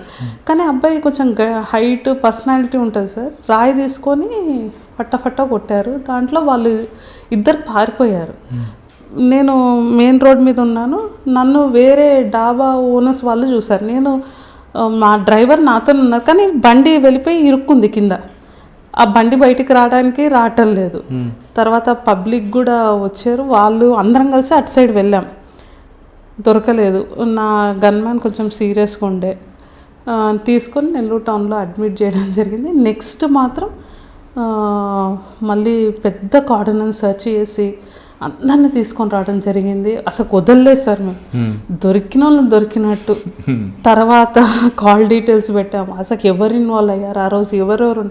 అప్పుడు మాకు తెలిసింది ఏంటంటే నా హెడ్ కానిస్టేబుల్, అంటే అక్కడ ఉన్న హెడ్ కానిస్టేబుల్, వాళ్ళ మీద కూడా నేను దయాదాక్షిణాలు చూపించలేదు. ఎందుకంటే నేను ఆడ డివైడర్ మీదకి వచ్చి పోలీస్ స్టేషన్ సెట్లో పోలీస్ స్టేషన్ వాళ్ళకి చెప్తున్నాను, అందరికీ ఇన్ఫామ్ చేస్తున్నాను ఇట్లా అయింది రండి అంటే. పోలీస్ స్టేషన్ నుండి నాకు దగ్గర ఉన్న police station only Bogole police station, Bitragunta ఒక్కటే నాకు ఇమీడియట్గా రెస్క్యూ చేయాలంటే. కావలి చాలా లాంగ్, నా క్యాంప్ ఆఫీస్ లాంగ్, రెస్పాన్స్ ఇవ్వలేదు. ఆ రోజు నైటే అందరి మీద ఎవరెవరు ఇన్వాల్వ్ అయ్యారు అన్నీ తీసాను, విత్ పక్కడ్బందీ ఇన్ఫర్మేషన్. మెయిన్ ఎవరైతే అటాక్ చేస్తారో వాడిని పట్టుకున్నాక ఎంఆర్ఓ ముందు ప్రొడ్యూస్ చేసి అన్ని నేమ్స్ చెప్పారు, పోలీసు వాళ్ళు ఎవరెవరు ఇన్వాల్వ్ అయ్యారు, మూమెంట్ ఎవరు చెప్పారు. అప్పటికి నేను 2 years అయింది అక్కడ చేసి. ఇంకా అందరి మీద అయితే యాక్షన్ గట్టిగా తీసుకున్నాము ఎస్పీ గారు. అంటే మేము కూడా ఒకసారి ఫేస్ చేశానండి. కవరేజ్కి వెళ్ళినప్పుడు కూడా వాళ్ళు ఏం చేస్తారంటే మన అటెన్షన్ డైవర్షన్ చేస్తారు వాళ్ళు మన మీద. అంటే మీరు పోలీస్ కాబట్టి డైరెక్ట్ అటాక్ చేశారు, లేదా వేరే పోలీసులు కానీ మీడియా వెళ్తే వీళ్ళు మా మహిళలు స్నానం చేస్తుంటే చూసారని, వీడియో తీశారని రకరకాల క్రియేట్ చేసి మనల్ని డిస్టర్బ్ చేస్తుంటారు. మరి వాళ్ళని రిఫార్మ్ చేయడానికి ఏమైనా ప్రయత్నం చేశారా? రిఫార్మ్ అంటే వాళ్ళ పిల్లల గురించే కొంచెం ఆలోచించిండే మేము. వాళ్ళైతే మనము కష్టము. రిఫార్మ్ అంటే అసలు నాకు అప్పుడు చాలా కోపం ఉండేది వీళ్ళ మీద, అంతే. ఇంకా కోపం అంటే ఇంత తప్పుడు పని చేస్తారా, మెయిన్గా వాళ్ళ పిల్లల గురించి ఆలోచించేవాళ్ళం. కానీ వాళ్ళు ఏంటంటే వాళ్ళ పిల్లలు అక్కడ ఎవ్వరు ఉండరు, మంచి హయ్యర్ ఎడ్యుకేషన్. అసలుకి మన ఏపీలో ఎవ్వరు ఉండరు, అందరు పిల్లలు మంచిగా చెన్నై, బెంగళూరు మంచి రెసిడెన్షియల్ స్కూల్స్, కాలేజెస్లో చదువుతూ ఉంటారు. అంటే ఈ కప్పరాల తిప్ప గ్యాంగ్ కాకుండా కావలి సబ్ డివిజన్ ఉన్నప్పుడు ఇంకొక ఇష్యూ ఉంటుందండి, ఈవ్ టీజింగ్. అటువంటి వచ్చినప్పుడు మీరు వాళ్ళని ఎలాగ డీల్ చేస్తారండి? ఈవ్ టీజింగ్ మీరు అన్నది ఎక్కడైనా అది ప్రాబ్లమే, నాట్ ఓన్లీ కావాలని కాదు కానీ కొంచెం ఎక్కువ కనిపిస్తుంటుందండి. ఈవ్ టీజింగ్ వచ్చేటప్పటికి నేను తీసుకున్న మెయిన్ చర్య ఏంటంటే పెట్రోలింగ్. నేను మార్నింగ్ టౌన్ అంతా తిరిగేదాన్ని. నేను తిరుగుతున్నా అని చెప్పేసి ఖచ్చితంగా ఇన్స్పెక్టర్స్, ఎస్ఐలు ఈ పార్క్స్, స్కూల్స్ వదిలే టయానికి, వెళ్ళే టయానికి, బస్ స్టాప్స్ పర్సనల్గా మేము తిరిగే వాళ్ళము. వాళ్ళు ఇంకా మాకు వీళ్ళు ఎవరైతే ఈవ్ టీజింగ్ స్టూడెంట్స్ అంటే నేనేం చేస్తాను అంటే 498A కోసం ఒక కమిటీ, ఫ్యామిలీ కౌన్సిలింగ్ కమిటీ ఒకటి అరేంజ్ చేసుకునేండి నా పోస్టింగ్లో, నా కావలిలో. ఆ కమిటీ ఏంటి అంటే పోలీస్ వాళ్ళం ఎవరు ఉండం దాంట్లో. ఫ్యామిలీ కౌన్సిలింగ్ కమిటీ 12లో ఫామ్ చేసుకున్నాను. దాంట్లో మెయిన్గా రిటైర్డ్ టీచర్స్ని పెట్టుకున్నాను నేను. బాగా మంచి కాలేజెస్, యూనివర్సిటీస్ ఉన్నారు, దాని నుండి మంచి ఎక్స్పర్ట్స్, సైకాలజిస్టులు బయటకు వచ్చిన వాళ్ళని ఆ కౌన్సిలింగ్లో మెంబర్స్గా పెట్టుకున్నాను నేను. వాటితో పాటు నేను మన కావలి ఏరియా హాస్పిటల్లో సూపరింటెండెంట్ కానీ హాస్పిటల్ డాక్టర్స్ని కూడా నేను ఒక కమిటీ లాగా ఫామ్ చేసి తీసుకున్నాను.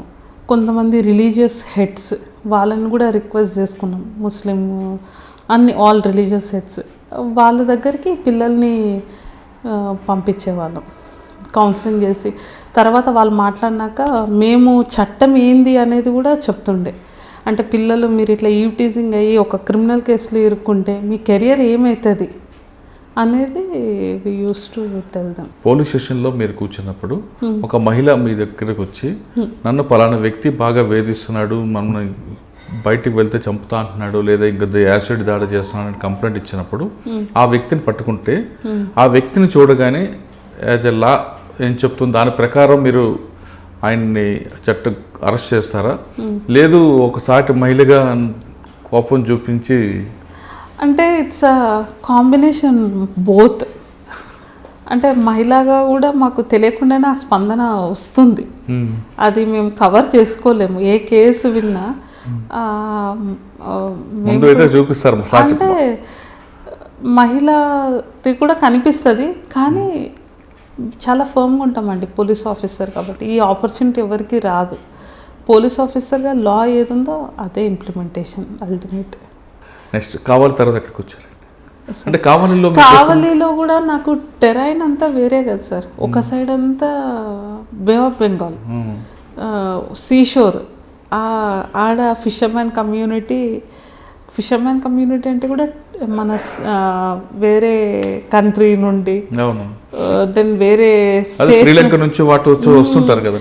బే ఆఫ్ బెంగాల్ షోర్ ఒక సైడ్, ఇంకొక side pure Andhra, well flourished Andhra ఉంటుంది. ఇంకా మనం ముందుకు వెళ్ళేటప్పుడు అంటే వింజమూరు నుండి పైకి వెళ్ళే కొంది, వింజమూరు, దెన్ దుత్తలూరు, ఉదయగిరి, కలిగిరి, ఎస్ఆర్పురం వెళ్తే ఒక సైడ్ అంతా మనకి కడప కల్చర్ ఉంటుంది. రైట్ సైడ్ అంతా కడప, లెఫ్ట్ సైడ్ అంతా మనకి ప్రకాశం. ఇట్స్ డిఫరెంట్ కాంబినేషన్స్ సార్ కావాలి. అంటే క్రైమ్ పొలిటికల్ మోటివేట్ కూడా ఎక్కువ ఉంటుంది కదండి. పొలిటికల్గా నేను అక్కడ జనరల్ ఎలక్షన్స్ చాలా ఫేర్గా చేశాను సార్. నాకు అది ఒక నేమ్ అక్కడ. చాలా అంటే కరెక్ట్ టైంలో ఆడ జనరల్ ఎలక్షన్స్ కూడా నేను గట్టిగానే చేశాము. బై ఎలక్షన్స్ హోల్డ్ చేశాను యాజ్ అన్ ఆఫీసర్. బాగానే హోల్డ్ చేసుకున్నాను. అంటే మీకు కావాలో చాలా ఎక్స్పీరియన్స్ వచ్చింది. చాలా సార్, మర్చిపోరు ఇంకా? మర్చిపోలేదు. చాలా. కావాలి తర్వాత ఎక్కడికి వచ్చారండి? తర్వాత నేను సిఐడి నుండి నేను నెక్స్ట్ సిఐడిలో ఎంతకాలం పనిచేశారు? సిఐడిలో ఆల్మోస్ట్ 4 years. ఏం చేస్తారండి? నేను సిఐడిలో కూడా ఉమెన్ ప్రొటెక్షన్ సెల్ మెయిన్. అంటే మా ఎక్కువ ఫోకస్ కూడా నేను క్రైమ్ అగెన్స్ట్ చిల్డ్రన్ మీదనే చేశాను. అచ్చా, మహావీర్ హాస్పిటల్ ఆపోజిట్ చీఫ్ ఆఫీస్లో కూడా కాదు, మహావీర్ హాస్పిటల్కి ఆపోజిట్ ఏసీ కార్డ్స్లోనే ఉండేది. అదే కల్పనా నాయక్ గారు అప్పుడు? లేదు, నా టైంకి వచ్చేటప్పటికి పివి సునీల్ కుమార్ సార్. మళ్ళీ వచ్చారా? PV Sunil Kumar sir his IG, Ramana Kumar sir is SP. Same team వచ్చింది. నేను సిఐడి రిపోర్ట్ చేయగానే they have taken me for women protection sir. Okay, అక్కడ నుండి నెక్స్ట్ నేను అంటే బైఫర్కేషన్ ఫైనల్ లొకేషన్లో నేను 2018కి తెలంగాణకు వచ్చాను. బీయింగ్ ఎ నేటివ్ ఆఫ్ తెలంగాణకు వచ్చాను. 2 months నేను తెలంగాణ సిఐడిలో చేశాను. My first posting in Telangana I can say Cyberabad. Promotion తీసుకొని additional SP.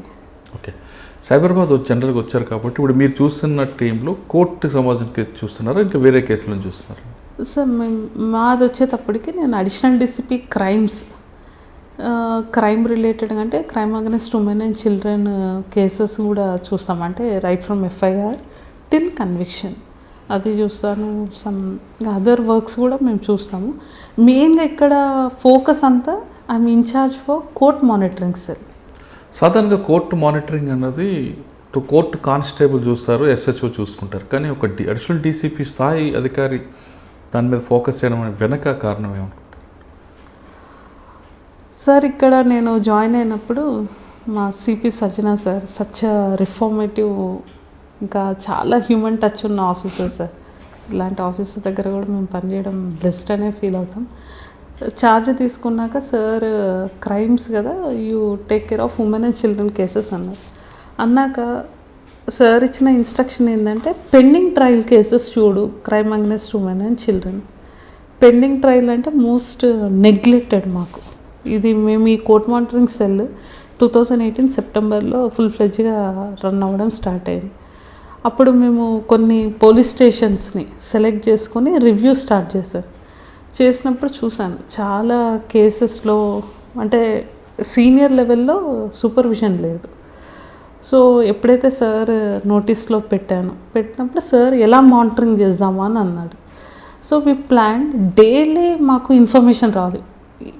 Cyberabad is again పెద్ద వాస్ట్ సార్. మాకు 3 డిస్ట్రిక్ట్ కోర్ట్స్ ఉన్నాయి ఇక్కడ, 1 డిస్ట్రిక్ట్ కోర్ట్ కాదు. ఒకటి వచ్చేప్పటి Rangareddy LB Nagar district court ఒకటి, ఇంకొకటి Mahabub Nagar district court, Sangareddy district court. ఈ డిస్ట్రిక్ట్ కోర్ట్సే కాకుండా మాకు మాస్టీరియల్ కోర్ట్స్ కూడా ఈ 3 డిస్ట్రిక్ట్స్ నుండి చాలా ఉన్నాయి. మేడ్చల్, రాజేంద్ర నగర్, కుక్కట్పల్లి, వికారాబాద్, చేవెళ్ళ, దెన్ షాద్ నగర్, కల్వకుర్తి, ఇన్ని కోర్ట్స్లో ఇన్ఫర్మేషన్ నాకు డైలీ రావాలి. నా సిడిఓస్ వర్కింగ్ ఎట్లుంది అనేది డైలీ నాకు వస్తేనే నేను మానిటర్ చేయగలుగుతాం. సార్కి ఎప్పుడైతే ఈ ఇన్ఫర్మేషన్ చెప్పడం జరిగిందో మేము కోర్ట్ క్యాలెండర్ సిస్టమ్ని డిజైన్ చేయడం జరిగింది. మాకు ఇప్పుడు డైలీ ఏ కోర్టులో ఏ కేసు ఎట్లా ఉంది అనేది మాకు 2 days ముందే నాకు ఇన్ఫర్మేషన్ వస్తుంది. దీంట్లో మేము స్పెషల్గా ఫోకస్ చేసేది అంటే ఇప్పుడు డీజీ గారి ఇన్స్ట్రక్షన్స్ కూడా అదే ఉంది మాకు. 17 వర్టికల్స్లో కోర్ట్ డ్యూటీ ఆఫీసర్స్ వర్టికల్ ఒకటి కీలకమైనది. ఎంత మేము ఎఫ్ఐఆర్ నుండి ఎంత ఇన్వెస్టిగేషన్ ఎంత బాగా చేసినా it should end with conviction. మనం కన్విక్షన్ తెప్పియకపోతే విక్టిమ్కి జస్టిస్ చేయనట్టే. మనం ఇన్వెస్టిగేషన్ ఎంత బాగా చేసి వాళ్ళకి ఎంత కౌన్సిలింగ్ చేసి మనం ఎన్ని ఇచ్చినా అల్టిమేట్ గోల్ కన్విక్షన్. ఈ లింక్ కోసమే డీజీ గారు కూడా ఇప్పుడు he's focusing on all the 17 వర్టికల్స్లో కోర్ట్ డ్యూటీ వర్టికల్ కూడా చాలా ఇంపార్టెంట్. మేము ఇంకా డైలీ మానిటర్ చేస్తాం. కొన్ని సెన్సేషనల్ కేసెస్ని కొన్ని ఐడెంటిఫై చేస్తాం మా కమిషనరేట్. అలాంటి కేసెస్ నేను కాదు, సిపి గారే పర్సనల్గా కోర్టుకు కూడా వచ్చి కూర్చుంటారు. ముందు 2 days ముందు 3 days ముందు సిపి గారు కూడా బ్రీఫింగ్ చేస్తారు. మేము అలాంటి సెన్సేషనల్ కేసెస్లో మేము లాస్ట్ మంత్ February 9th ఒక క్యాపిటల్ పనిష్మెంట్ వచ్చింది మాకు నార్సింగ్ ఈపీఎస్. లైఫ్స్ మా సెన్సేషనల్ కేసెస్లో మాకు లైఫ్ ఇంప్రెస్మెంట్స్ వచ్చినాయి. ఇంకా కొన్ని క్యాలెండర్స్లో మేము ఇంపార్టెంట్ అంటే below 12 years victim age below 12 years ఉంటే అవి ఇంపార్టెంట్ కేసెస్కి అవి పర్సనల్గా నా లెవెల్లో మానిటర్ చేసుకుంటాం. డీసీపీస్ ఓన్లీ మేమే కాదండి, CP sir, zonal DCPs, ACPs ప్రతి ఒక్కరూ ఇన్వాల్వ్ అవుతారు ఈ కేసెస్కి. అలా మాకు 15 క్యాలెండర్స్ని మేము ఇక్కడ మెయింటైన్ చేస్తాం. అంటే పీడీ యాక్ట్లో ఉన్న వాళ్ళవి, మళ్ళీ క్రైమ్ అగెనిస్ట్ ఉమెన్ అన్నీ సపరేట్ హెడ్స్ అనమాట. Property cases, grave cases, non grave cases అన్నీ సపరేట్ హెడ్స్లో డైలీ బేసిస్ మీద మానిటర్ చేస్తున్నాం. మీరు చేస్తున్న అన్ని కేసుల్లో కూడా అంటే రెండో పాయింట్ సిపి గారి పాయింట్ కానీ డీజీ గారి పాయింట్ కరెక్టే. నేరం చేయడం, నేరస్తుడికి శిక్ష పడేలా చేయడం అనేది మీ ప్రధాన ఉద్దేశం. అయితే చేస్తున్న కొన్ని కేసుల్లో, మీరు చూస్తున్న కొన్ని కేసుల్లో ఎవిడెన్స్ కరెక్ట్గా వస్తుంది అనుకుంటున్నారా? అంటే ఒమిషన్స్, కాంట్రడిక్షన్స్ ఉంటాయి సార్. అంటే ఇన్వెస్టిగేషన్లో కొన్ని ల్యాప్సెస్ ఉంటాయి. ఆ ల్యాప్సెస్ని కూడా మనము ట్రయల్ టైంలో ఓవర్కమ్ అవ్వచ్చు.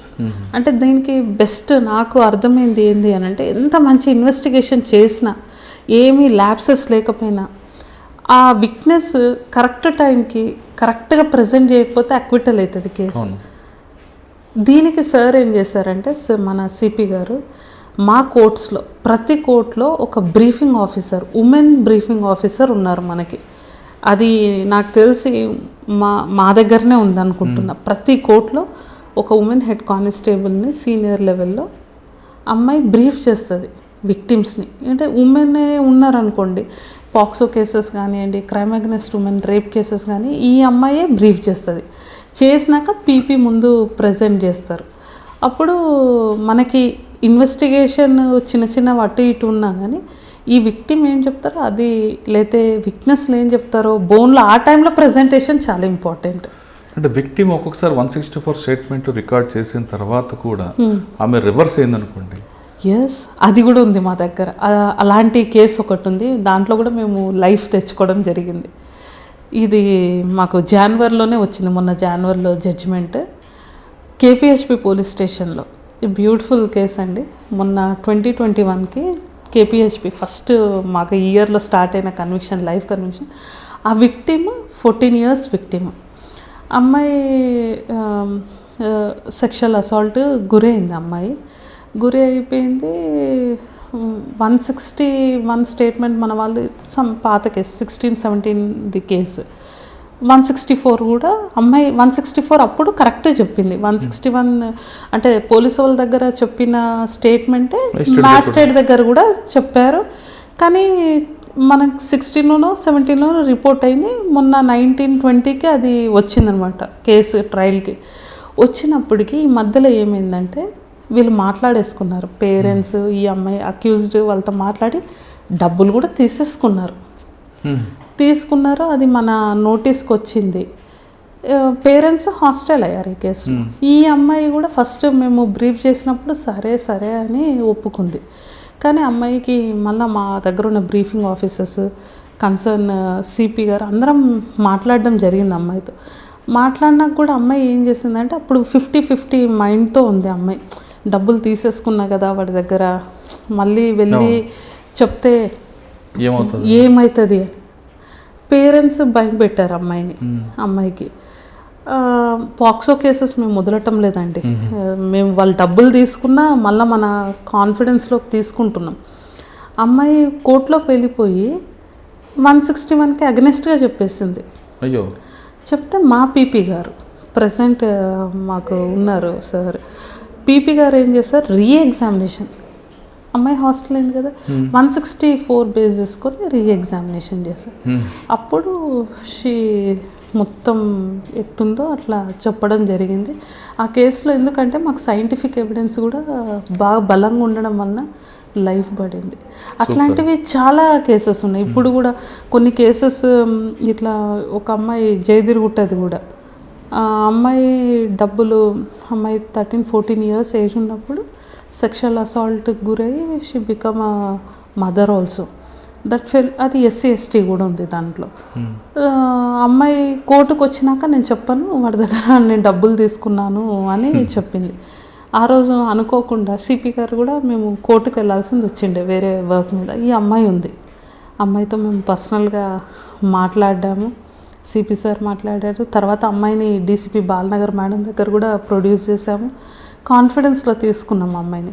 అమ్మాయికి రావాల్సిన ఇమీడియట్ బెనిఫిట్స్ అంటే SC/ST కోర్టు నుండి అది మన కంపెన్సేషన్, అవి ఎక్కడెక్కడ పెండింగ్ ఉన్నాయో అవన్నీ మన దగ్గర నుండి కూడా అమ్మాయికి ఫాలోఅప్ చేసి అమ్మాయి డిపోజ్ బాగా చేసింది. అట్లాంటివి చాలా ఉన్నాయి మన దగ్గర. కానీ ఒక్కొక్కసారి కొంతమంది మహిళలు బెదిరించడానికి కూడా ఈ విధంగా చేసిన తర్వాత డబ్బులు తీసుకొని కాపురం చదువుతుంటారు కదండి. అట్లాంటి కేసెస్ కూడా వస్తాయండి. నేను ఆ టైంలో కోర్టు ఏమైనా వాళ్ళ మీద కోర్టు టైం వేస్ట్ చేసినందుకు కోర్టు ఏమైనా యాక్షన్ తీసుకుంటారు? లేదండి, విక్టిమ్స్ కదా, ఇప్పటి వరకు అలా ఎవరు తీసుకోవటం. మేడం, ఇంకా ఇవి కేసులు కాకుండా ఇంకా మీరు సర్వీస్లో ఉన్నారు, ఇంకా మనం జనరల్ క్వశ్చన్స్కి వస్తే, ఒక కానిస్టేబుల్ కూతుర్ని అని చెప్పుకోవడానికి గర్వపడుతున్న మీరు మీ దగ్గర పనిచేస్తున్న కానిస్టేబుల్కి అదే రెస్పెక్ట్ ఇస్తారా, లేదంటే కొంతమంది ఆఫీసర్లు కానిస్టేబుల్ అంటే చిన్న చూపు చూసే ఆఫీసర్ల లాగా మీరు కూడా ప్రవర్తిస్తుంటారు? లేదు, I will give lot of respect to uniform right from home guard. నేను నా పర్సనల్ వర్క్స్ నా యూనిఫామ్లో ఉన్న వాళ్ళతో ఇప్పటివరకు ఎప్పుడు చేయించుకోలేదు. నేను ఎప్పుడైతే కావలిలోకి వెళ్ళానో నాన్న డిపార్ట్మెంట్లోనే ఉన్నారు, అక్కడ ఉన్న కల్చర్ ఏమో నాకు తెలియదు, ఇంట్లో కానిస్టేబుల్సే పనిచేస్తున్నారు. ఇమ్మీడియట్గా నాన్న కూడా నీకు అవసరం మా పాప, ఇంట్లో కానిస్టేబుల్స్ నేను జాయిన్ అయిన నెక్స్ట్ డేనే అందరినీ తీసేసి రైల్వేస్కి అట్లా అటాచ్మెంట్స్ ఇచ్చాను. వాళ్ళు ఎవ్వరు కూడా ప్రమోషన్ కూడా ఇష్టపడకుండా అక్కడనే ఆఫీస్లో పని చేసుకుంటూ ఉన్నారు. ఎస్పీ గారు నోటీస్లో పెట్టి ఇమ్మీడియట్గా ఇప్పుడు కూడా కానిస్టేబుల్స్ ఎవరితో మ్యాక్సిమం నా పర్సనల్ వర్క్స్ ఏమి చేయించుకొని I give lot of respect to uniform అంటే చాలా respect. Sir, final question madam, ఇప్పుడు మీరు నాన్నగారి కోసం కష్టపడి యూనిఫామ్ వేసుకున్నారు, డిపార్ట్మెంట్కి మీరు రుణపడి ఉన్నారని మీరు చెప్పారు. Yes, absolutely. ఇప్పటికీ మీరే కాదు మీ కుటుంబంలో కూడా రుణపడి ఉన్నాం, వాళ్ళు లేకపోతే మీరు లేవని. అలాగే అందరూ మీలాగా అనుకుంటారని కూడా భావించలేము. కానీ ఇప్పుడు చాలామంది డిపార్ట్మెంట్లో రావాలంటే చాలా కష్టాలు నష్టాలు ఉన్నాయి. కొంతమంది సీనియర్ ఆఫీసర్లు బెదిరిస్తుంటారని, నైట్ టైం సరైన ఫెసిలిటీస్ ఉండవని ఒక అపోహ ఉంది. దాన్ని మీరేమంటారు? అంటే ఇప్పుడు నేను 11 years సర్వీస్, నేను క్వార్టర్స్లోనే పుట్టి పెరిగిన అమ్మాయిని, అన్నీ చూసుకొని అవగాహన ఉండి వచ్చిన వాళ్ళల్లో నేను కూడా ఒకదాన్ని. ఇప్పుడున్న సిట్యువేషన్ అయితే ఐ వెల్కమ్ ఎవ్రీవన్, రండి అనే చెప్తాను. డిపార్ట్మెంట్లో రావడం అంటే కూడా అంత ఈజీ కాదు. చాలా బ్లెస్డ్ ఉంటేనే డిపార్ట్మెంట్లోకి వచ్చి సర్వ్ చేయగలుగుతాం. ఎందుకంటే ఈ డిపార్ట్మెంట్లో మనకి ఫిజికల్ కూడా చాలా ఇంపార్టెంట్. అంటే అన్ని డిపార్ట్మెంట్స్ లాగా కాదు, హైట్ అన్నీ. అంటే మనం ఎంత పర్ఫెక్ట్గా ఉంటే ఈ డిపార్ట్మెంట్లోకి రాగలుగుతాం. ఎవరైనా మోస్ట్ వెల్కమ్. అమ్మాయిలకైతే నేను మనకున్న 33% రిజర్వేషన్ని కూడా వాడుకోమని చెప్తాను. డిపార్ట్మెంట్లో మనకి right from constable to till DSPs we have 33% reservation. వాడుకోండి. అలాంటి ఏమైనా అపోహాలు ఉంటాయి, హరాస్మెంట్ ఉంటుంది ఆఫీసర్స్ది, ఏముండదు. మేము ఈక్వలెంట్గా మెన్తో ఈక్వల్గా నైట్ డ్యూటీస్ చేస్తాము, ఈక్వలెంట్గా బందోబస్తులు చేస్తాము. ఇప్పటివరకు కూడా మేము ఎప్పుడు ఎవరం ఎగ్జామ్షన్స్ అడగలేదు. మాకు వెళ్ళిపోతాము తొందరగా ఇంటికి వెళ్తాం అంటే మనకి ఇప్పుడున్న ఆఫీసర్స్ కూడా సీనియర్ లెవెల్లో అడిషనల్ డీజీ క్యాడర్లో కూడా women officers they looking after welfare of the women. మన తెలంగాణ కానీ మన యునైటెడ్ ఏపీ నుండి కూడా తెలంగాణ గవర్నమెంట్లో ఇప్పుడు ఇంకా మనకి ఉమెన్ గురించి ఇంకా వెల్ఫేర్స్ గురించి కూడా వీళ్ళు షీ టీమ్స్ నుండి కానీ ఉమెన్ సేఫ్టీ వింగ్ నుండి కానీ చాలా వెల్ఫేర్స్ ఆలోచిస్తున్నారు. డిపార్ట్మెంట్ రమ్మంటారు, రమ్మనే చెప్తాను. ఏం హరాస్మెంట్ ఉండదు. 24/7 అయితే ఉంటుంది. మనం ప్రిపేర్ అవ్వాలి. దూరంగా ఉంటాం, మన పిల్లలు ఫ్యామిలీ ఆ రెండు ఎలా మేనేజ్ చేసుకోవాలండి? అది కుటుంబానికి దూరము అనేది కూడా ఏముండదు. మేము అంటే family life is different, professional life is different. అది మన చేతుల్లో ఉంటుంది ఎలా బ్యాలెన్స్ చేసుకోవాలి అనేది. మనం ప్లాన్ చేసుకోవాలి. ఇదనే కాదు, ఈ జాబ్ అనే కాదు, ఏ జాబ్ అయినా. జాబ్ అంటే పర్వాలేదండి, 10 to 6 కాబట్టి అడ్జస్ట్ చేసుకోవచ్చు. కానీ పోలీస్ డిపార్ట్మెంట్ అయితే 24/7. అది ఇది ఇక్కడే ఉండాలని లేదు, పక్క స్టేట్కి వెళ్ళొచ్చు, లేదంటే పక్క సబ్ డివిజన్కి వెళ్ళొచ్చు. కానీ ఫ్యామిలీ అది ఎలా మేనేజ్ చేయడం? అది మనమే డిజైన్ చేసుకోవాలి. అంటే అది కూడా ఏం పెద్ద ప్రాబ్లం ఉండదు సార్. అంటే మనము మన ఆప్షన్తో వస్తున్నాము, అదేం పెద్ద నెగిటివ్ కూడా అని నేను అనుకోను. మహిళలందరూ పోలీస్ డిపార్ట్మెంట్ రావాలంటారు. రమ్మనే చెప్తాను sir. Eligible, whoever eligible most welcome. 24/7 చేసిన డిపార్ట్మెంట్లో అందరు సీనియర్ లెవెల్లో ఆఫీసర్స్ కూడా గ్రౌండ్ లెవెల్ హోమ్ గార్డ్ నుండి వాళ్ళ యొక్క వెల్ఫేర్ ఆలోచిస్తున్నాం. వాళ్ళకి కావాల్సిన వెల్ఫేర్ స్కీమ్స్, ఒక బందోబస్తుకి వెళ్ళినప్పుడు వాళ్ళకి ఉండాల్సిన ప్రయారిటీస్ చూస్తున్నాము. నైట్ డ్యూటీస్ ఉంటాయి, ఉన్నా కానీ హరాస్మెంట్కి ఏం గురి కాము. మేము 11 years service, I never have any regrets for the department. ప్రజలకి నేరుగా సేవ చేయాలంటే పోలీస్ డిపార్ట్మెంట్ రండి అంటూ ఆహ్వానిస్తున్నారు ఇందిరా గారు. కానిస్టేబుల్ కుటుంబం నుంచి వచ్చిన కానిస్టేబుల్ కూతురుగా చెప్పుకోవడానికి ఏ మాత్రం సిగ్గుపడను, గర్వంగా ఫీల్ అవుతానంటున్నారు. పోలీస్ డిపార్ట్మెంట్కి ఆమె కాదు, ఆమె కుటుంబం అంతా రుణపడిందని చెప్తున్నారు. ఇటువంటి యాటిట్యూడ్ ఉన్న వాళ్ళు చాలా తక్కువగా కనిపిస్తుంటారు.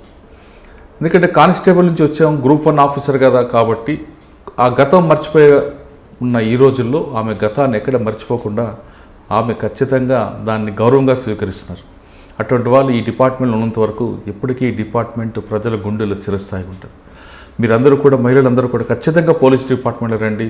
ఇందిరా గారి లాగా ఒక గోల్ అనుకోవాలనుకుంటే దాని లక్ష్యం చేరే విధంగా ఎన్ని కష్టాలు నష్టాలు ఉన్నా సరే ముందుకు వెళ్ళేలా ఆ గోల్ తీసుకోండి. అంటే కళలు కనడం పెద్ద కష్టం కాదు, ఆ కళను సాకారం చేయడానికి ఎన్ని కష్టాలను ఎదుర్కోండి. ఇందిరా గారు చూడండి, తల్లి యాక్సిడెంట్లో చనిపోయినా తండ్రి కోరిక మేరకు మరొకసారి యూనిఫామ్ వేసుకున్నారు.